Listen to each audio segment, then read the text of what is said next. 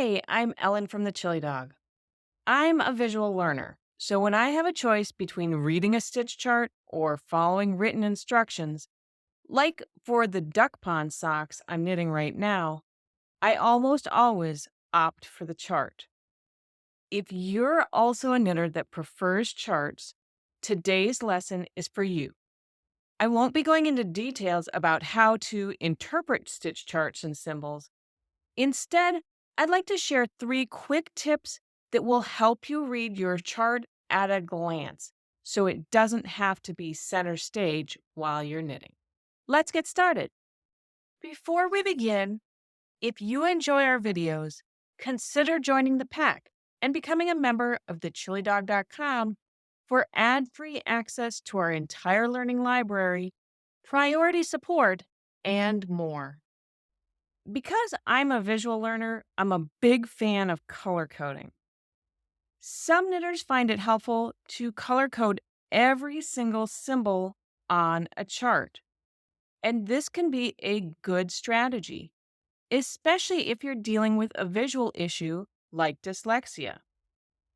Another approach is to color code repeating series of symbols.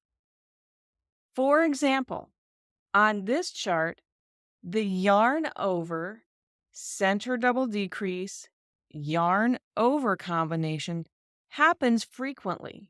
So I highlighted that group of stitches throughout.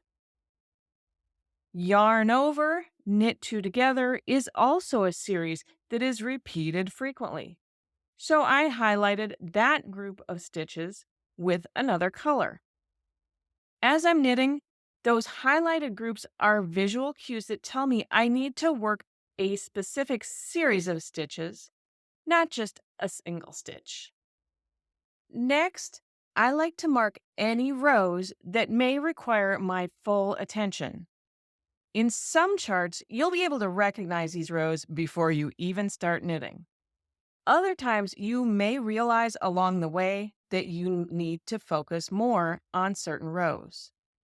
For this pattern, as I was knitting, I discovered that I needed to pay attention when I was working the rows with those yarn over, center double decrease, yarn over combinations.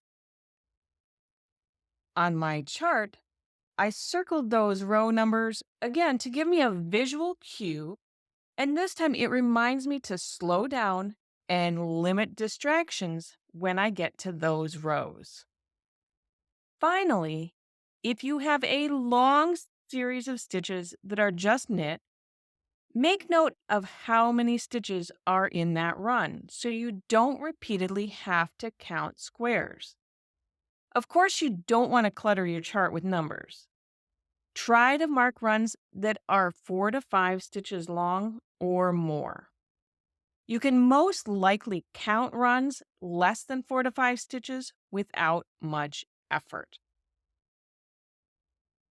Also, if there is symmetry in the chart, like here where there are the same number of knit stitches on one side of the center double decrease as the other side, you may only need to write the number of stitches on the first side. I hope you enjoyed today's quick tips for chart reading at a glance. If you'd like to try this technique in a pattern, head over to the shop section of thechilidog.com and look for our duck pond socks. Until we stitch again, happy knitting.